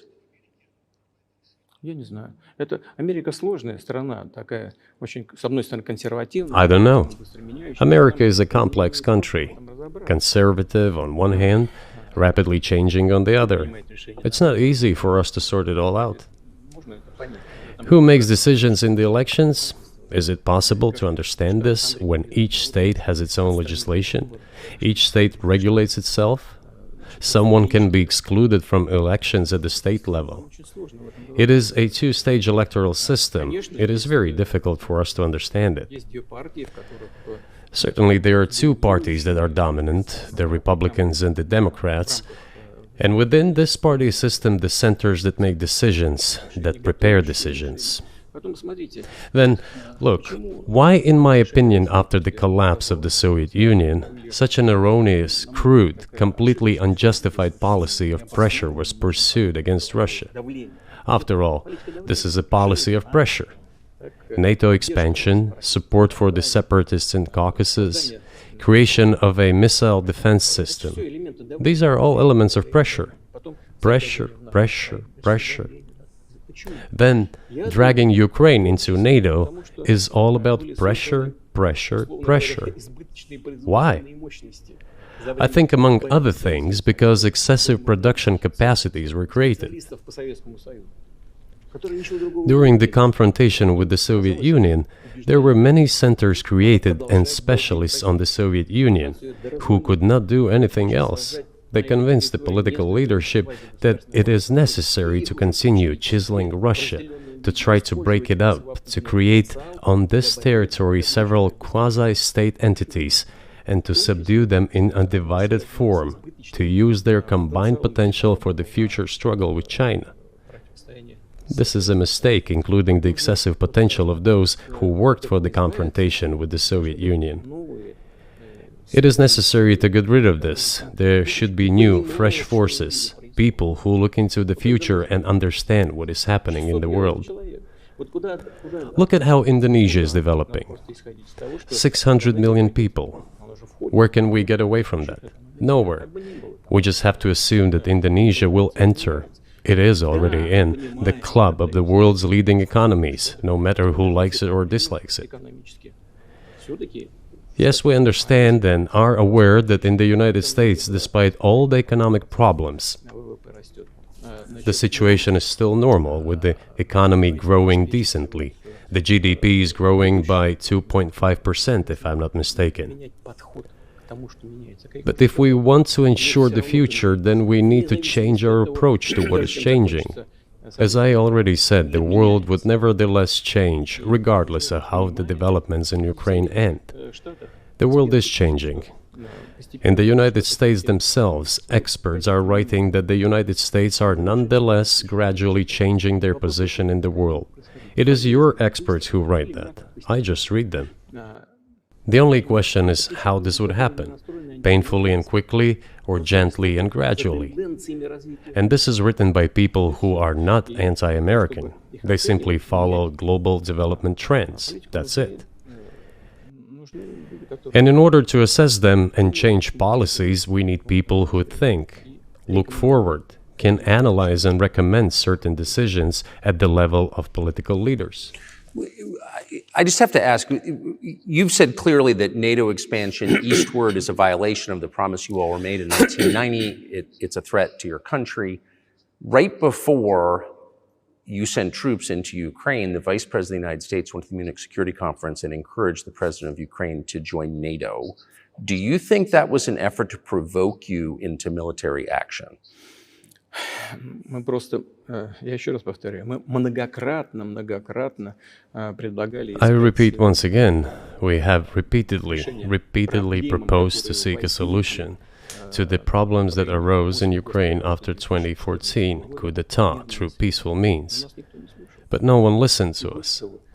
And moreover, the Ukrainian leaders who were under the complete US control suddenly declared that they would not comply with the Minsk agreements. They disliked everything there and continued military activity in that territory. Шло освоение этой территории натовскими военными структурами под видом различных центров. And in parallel, that territory was being exploited by NATO military structures under the guise of various personnel training and retraining centers. They essentially began to create bases there. That's all. Ukraine announced that the Russians were a non-titular nationality, while passing the laws that limit the rights of non-titular nationalities in Ukraine. Ukraine, having received all these southeastern territories as a gift from the Russian people, suddenly announced that the Russians were a non-titular nationality in that territory. Is that normal? All this put together led to the decision to end the war that neo-Nazis started in Ukraine in 2014.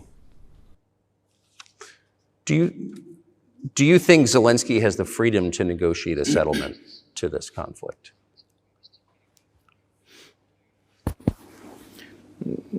I don't know the details. Of course, it's difficult for me to judge. But I believe he has, in any case, he used to have.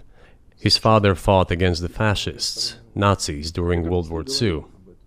I once talked to him about this. I said, Volodya, what are you doing? Why are you supporting neo-Nazis in Ukraine today, while your father fought against fascism? He was a front-line soldier. I will not tell you what he answered. This is a separate topic, and I think it's incorrect for me to do so. But as to the freedom of choice, why not? He came to power on the expectations of Ukrainian people that he would lead Ukraine to peace. He talked about this. It was thanks to this that he won the elections overwhelmingly. But then, when he came to power, in my opinion, he realized two things. Firstly, it is better not to clash with neo-Nazis and nationalists, because they are aggressive and very active. You can expect anything from them. And secondly, the US-led West supports them and will always support those who antagonize with Russia. It is beneficial and safe. So he took the relevant position despite promising his people to end the war in Ukraine. He deceived his voters. But do you think at this point, as of February 2024, he has the latitude, the freedom to speak with you or your government directly about putting an end to this, which clearly isn't helping his country or the world? Can he do that, do you think? Ну, а почему нет? Он же Why not? He considers himself head of state. He won the elections. Although we believe in Russia that the coup d'etat is the primary source of power for everything that happened after 2014. And in this sense, even today, government is flawed. But he considers himself the president, and he is recognized by the United States, all of Europe, and practically the rest of the world in such a capacity. Why not? He can. We negotiated with Ukraine in Istanbul. We agreed. He was aware of this. Moreover, the negotiation group leader, Mr. Arahamiya is his last name, I believe still heads the faction of the ruling party, the party of the president in the Rada. He still heads the presidential faction in the Rada, the country's parliament. He still sits there. He even put his preliminary signature on the document I am telling you about. But then he publicly stated to the whole world, we were ready to sign this document, but Mr. Johnson, then the Prime Minister of Great Britain, came and dissuaded us from doing this, saying it was better to fight Russia. They would give everything needed for us to return what was lost during the clashes with Russia. And we agreed with this proposal. Look, his statement has been published. He said it publicly. Can they return to this or not? The question is, do they want it or not? Further on, President of Ukraine issued a decree prohibiting negotiations with us. Let him cancel that decree, and that's it. We have never refused negotiations, indeed. We hear all the time, is Russia ready? Yes, we have not refused. It was them who publicly refused. Well, let him cancel his decree and enter into negotiations.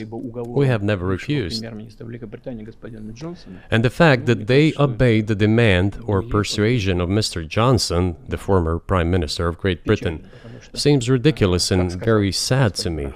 Because, as Mr. Arahamiya put it, we could have stopped those hostilities with war a year and a half ago already. But the British persuaded us and we refused this. Where is Mr. Johnson now? And the war continues. That's a good question. Where do you think he is and why did he do that?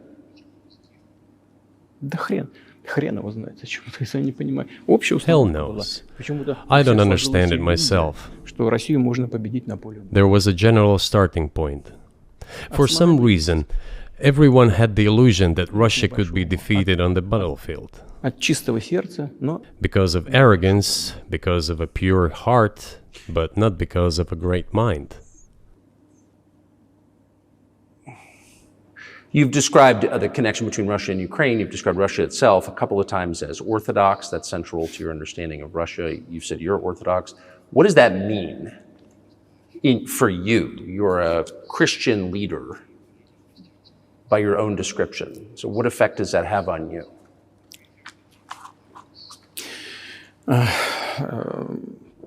You know, as I already mentioned, in 988, Prince Vladimir himself was baptized following the example of his grandmother, Princess Olga.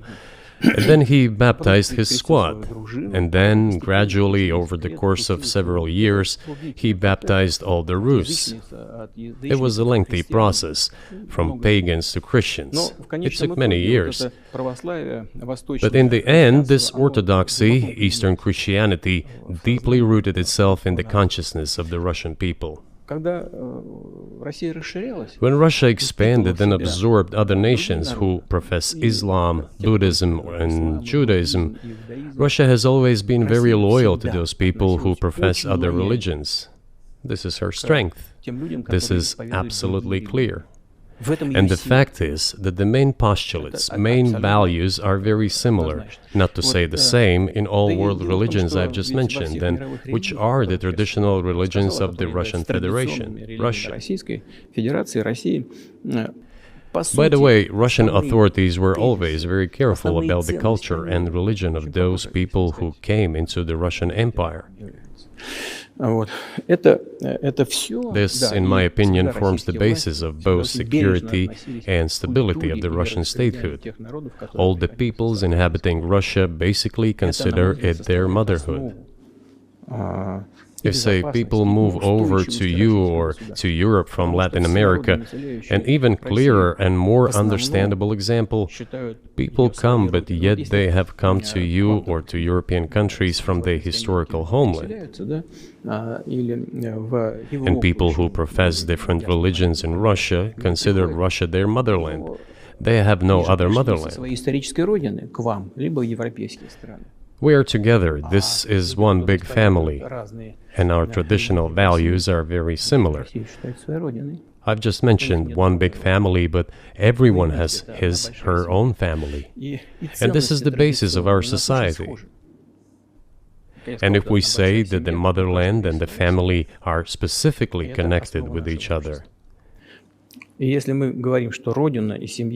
is indeed the case, since it is impossible to ensure a normal future for our children and our families unless we ensure a normal, sustainable future for the entire country, for the motherland. That is why patriotic sentiment is so strong in Russia. But can I say that the one way in which the religions are different is that Christianity is specifically a nonviolent religion. Jesus says, turn the other cheek, don't kill. How can a leader who has to kill, of any country, how can a leader be a Christian? How do you reconcile that to yourself?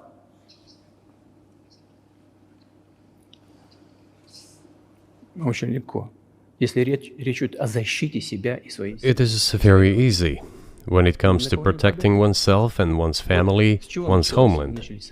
We won't attack anyone. When did the developments in Ukraine start? Since the coup d'etat and the hostilities in Donbass began, that's when they started. And we're protecting our people, ourselves, our homeland, and our future. As for religion in general, you know, it's not about external manifestations. It's not about going to church every day or banging your head on the floor. It is in the heart. And our culture is so human-oriented. Dostoevsky, who was very well known in the West and the genius of Russian culture, Russian literature, spoke a lot about this, about the Russian soul.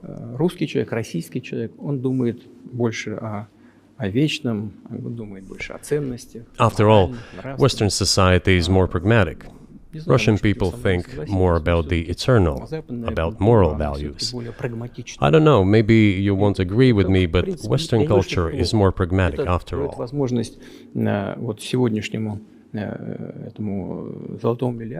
I'm not saying this is bad. It makes it possible for today's golden billion to achieve good success in production, even in science and so on. There's nothing wrong with that. I'm just saying that we kind of look the same, but our minds are So do you built a see little the different. supernatural at work as you look out across what's happening in the world now? Do you see God at work? Do you ever think to yourself, these are forces that are not human? No, to be honest, I don't think so. My opinion is that the development of the world community is in accordance with the inherent laws, and those laws are what they are. It's always been this way in the history of mankind. Some nations and countries rose, became stronger and more numerous, and then left the international stage, losing the status they had accustomed to. There's probably no need for me to give examples, but we could start with the Genghis Khan and horde conquerors, the Golden Horde, and then end with the Roman Empire. It seems that there has never been anything like the Roman Empire in the history of mankind. Nevertheless, the potential of the barbarians gradually grew, as did their population. In general, the barbarians were getting stronger and begun to develop economically, as we would say today. This eventually led to the collapse of the Roman Empire and the regime imposed by the Romans. Этот процесс, However, it took 5 centuries for the Roman Empire to fall apart. в сегодняшней ситуации The difference with what is happening now процессы изменений is that all the processes of change are happening at a much faster pace than in Roman times. So when does the AI empire start, do you think? У меня всё в более You're сложные asking вопросы. increasingly more complicated questions. To answer them, you need to be an expert in big Для того, numbers, чтобы big ответить data, надо and быть, конечно, AI. специалистом в Mankind is сфере currently чисел. facing many threats. Due to the genetic researches, it is now possible to create a superhuman, a specialized human being, a genetically engineered athlete, scientist, military man. There are reports that Elon Musk had already had a chip implanted in the human brain in the USA. Илон Маск внедрил уже чип в мозг какого-то человека. What do you think of that? Ну, Маска, я думаю, что Маска остановить Well, невозможно. I think there's no stopping Elon Musk. He will do as he sees fit. Надо искать Nevertheless, способы you need to find some common ground with him, search for ways to persuade him. I think he's a smart person, I truly believe he is. нужно So you need to reach an agreement with him because this process needs to be formalized and subjected to certain rules. того, что будет происходить с ним в связи с развитием вот этих новейших исследований и технологий в генетике. либо Humanity has to consider what is going to happen due to the newest development in genetics Поэтому or in AI. вот One тогда, can make когда an approximate человечество prediction of what will почувствовало happen. угрозу своему существованию от ядерного оружия, все начали обладатели ядерного Once оружия начали mankind между собой felt an договариваться. existential Потому threat что coming понимали, from что nuclear их weapons, неаккуратное применение all может nuclear привести nations began to к come to полному terms with one another since Когда they realized наступит the понимание negligent того, use of что, nuclear да, weaponry беспредельное, could drive бесконтрольное humanity to развитие extinction. искусственного интеллекта, либо генетики, либо еще каких-то современных направлений, остановить которые невозможно. It is Всё равно impossible to исследования stop будут, research in так же, как genetics невозможно было or остановить AI всё, today, что такое эпоха, just as it was человечество, impossible to невозможно stop the use of gunpowder исследовать back in the в day. любой области. Эти исследования все равно будут. Но когда человечество почувствует угрозу для себя, But as soon as we человечество realize that the threat comes from unbridled and uncontrolled development of AI, or genetics, or any other field, the time will come to reach an international agreement on how to regulate these things. I appreciate all the time you've given us. I just got to ask you one last question, and that's about someone who's very famous in the United States, probably not here, Evan Gershkovich, who's the Wall Street Journal reporter. He's 32, and he's been in prison for almost a year.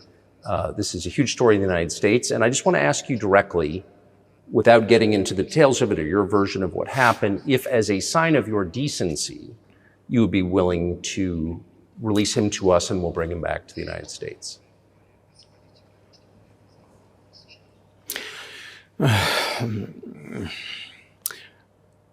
Мы столько сделали жестов доброй воли, что, мне кажется, мы исчерпали все лимиты. We have done so many gestures of goodwill out of decency that I think we have run out of them. Ни разу не ответил. Но We have never seen anyone reciprocate to us in a similar manner. что мы However, in theory, we can say that we do not rule out that we can do не that исключаем того, что мы можем это if our сделать partners при take reciprocal steps. встречном движении со стороны наших When I talk about the partners, I first of all refer to special services. представителей специальных служб. Special services are in contact with one another. They are talking about the matter in question. На то, чтобы не решить это. There is no taboo to settle this Мы issue. готовы ее решать. We are willing to solve Там it. есть определенные условия, которые But there are certain terms being discussed via special services по channels. партнерским каналам между спецслужбами. I believe an agreement can be reached. Да. So typically, I mean, this stuff has happened for obviously centuries. One country catches another spy within its borders, it trades it for one of its own intel guys in another country. I think what makes, and it's not my business, but what makes this different is the guy's obviously not a spy, he's a kid. And maybe he was breaking your law in some way, but he's not a super spy, and everybody knows that. And he's being held hostage in exchange, which is true. With respect, it's true, and everyone knows it's true. So maybe he's in a different category maybe it's not fair to ask for somebody else in exchange for letting him out. Maybe it degrades Russia to do that.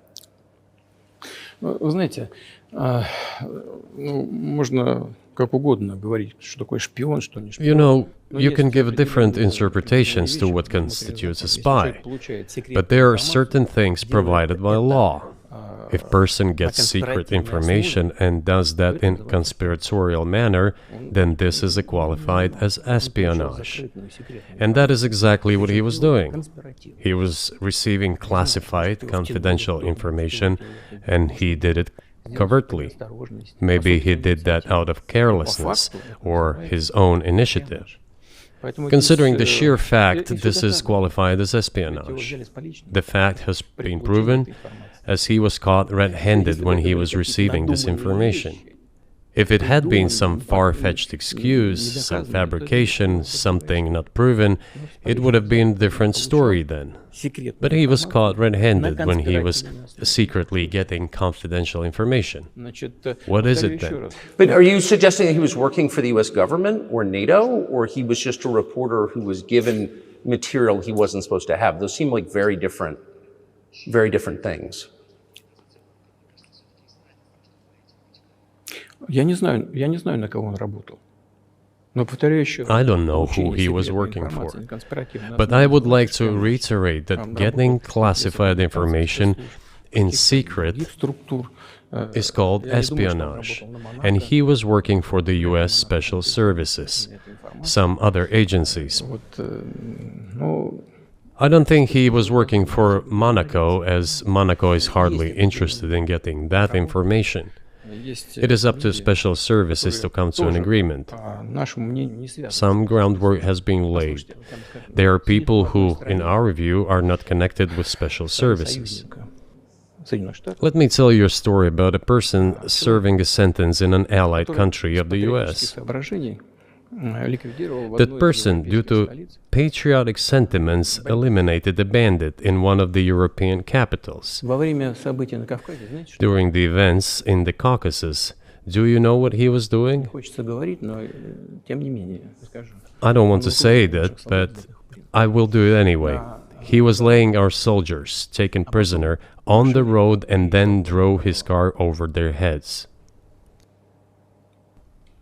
What kind of person is that? Can he even be called human? But there was a patriot who eliminated him in one of the European capitals. Whether he did it of his own volition or not, that is a different question. Yeah, but Evan Gershkovich didn't do that. I mean, that's a completely different. I mean, this is a 32-year-old newspaper reporter. He committed something different.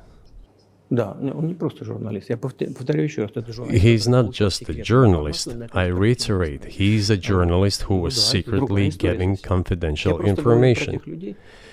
Yes, it is different, but still, I'm talking about other people who are essentially controlled by the US authorities, wherever they are serving a sentence. There is an ongoing dialogue between the special services. This has to be resolved in a calm, responsible, and professional manner. They are keeping in touch, so let them do their work.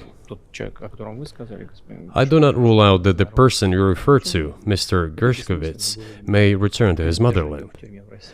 By the end of the day, it does not make any sense to keep him in prison in Russia.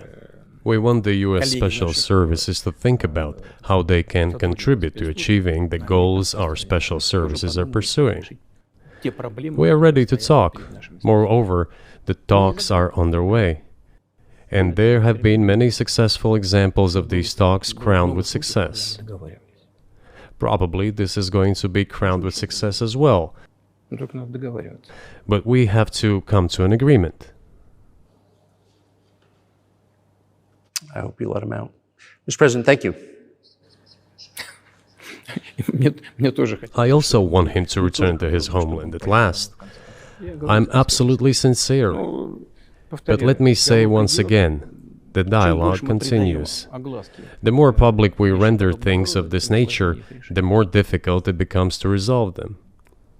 Everything has to be done in calm manner. I wonder if that's true with the war, though. Also, I mean, I guess I want to ask one more question, which is, and maybe you don't want to say so for strategic reasons, but are you worried that what's happening in Ukraine could lead to something much larger and much more horrible? And how motivated are you just to call the U.S. government and say, let's come to terms?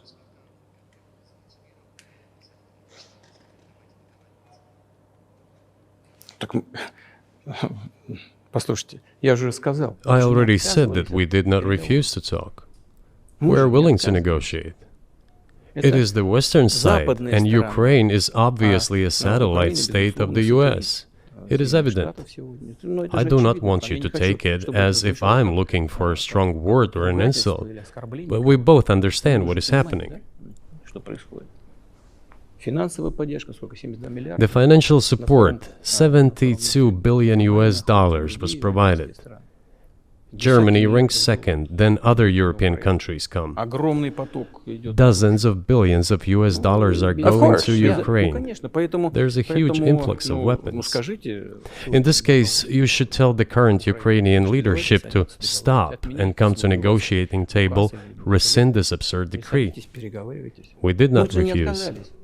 Sure, but you already said it. I didn't think you meant it as an insult, because you already said correctly, it's been reported that Ukraine was prevented from negotiating a peace settlement by the former British Prime Minister acting on behalf of the Biden administration. So of course they're a satellite.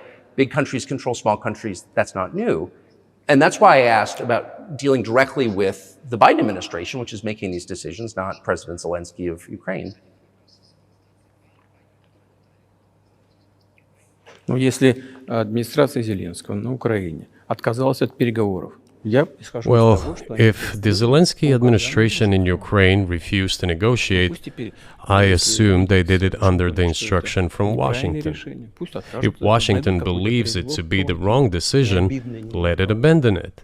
Let it find a delicate excuse so that no one is insulted. Let it come up with a way out. It was not us who made this decision, it was them. So let them go back on it. That is it. However, they made the wrong decision, and now we have to look for a way out of the situation to correct their mistakes. They did it, so let them correct it themselves. We support this. So I just want to make sure I'm not misunderstanding what you're saying. I don't think that I am. I think you're saying you want a negotiated settlement to what's happening in Ukraine.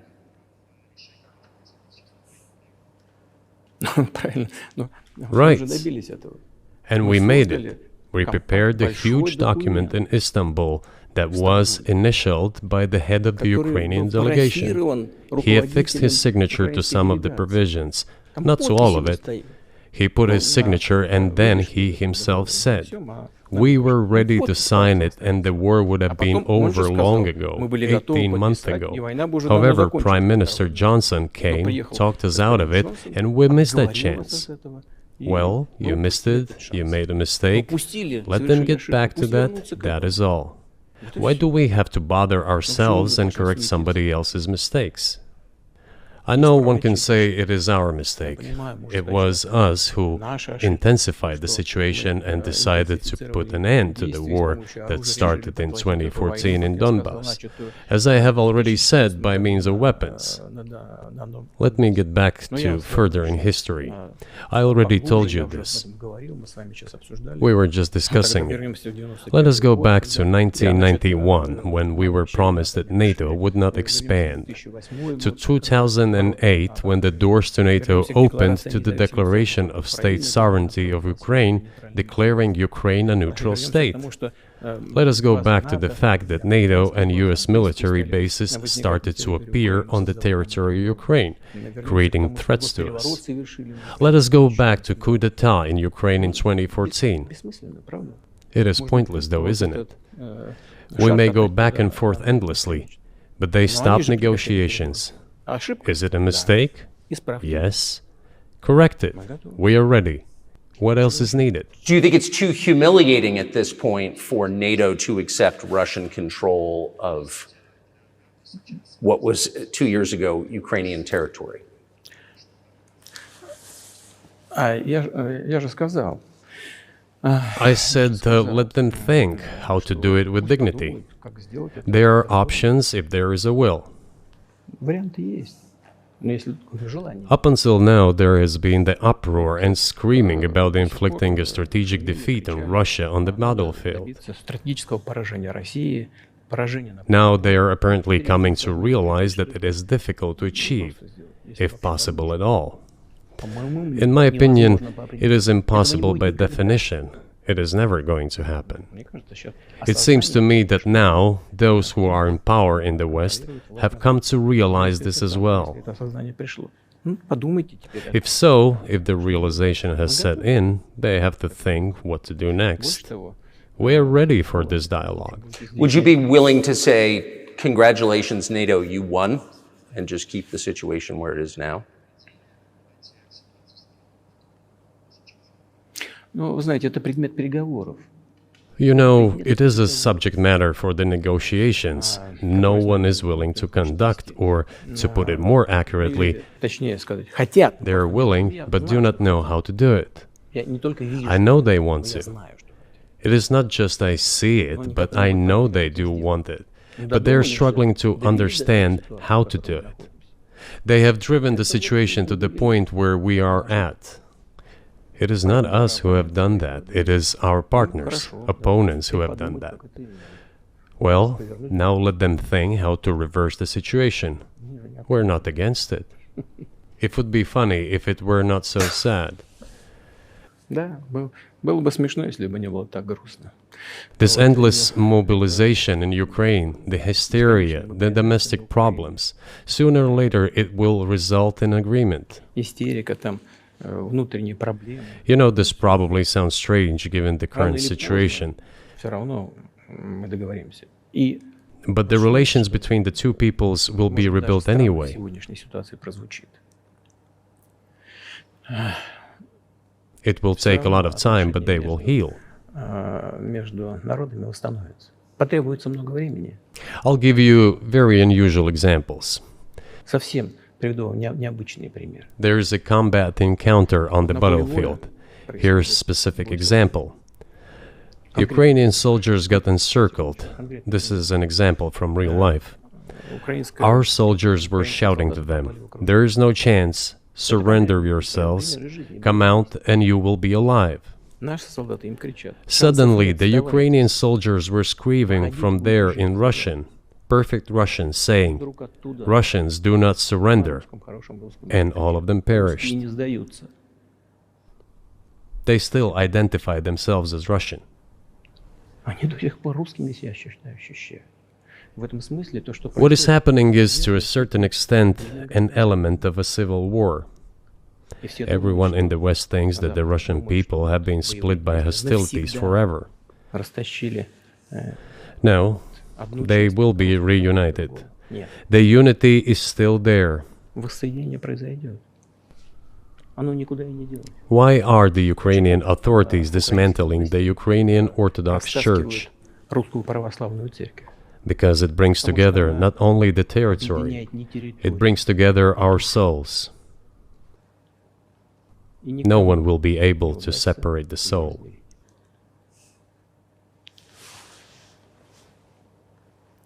Shall we end here, or is there anything else? No, I think that's great. Спасибо. Thank you, Mr. President.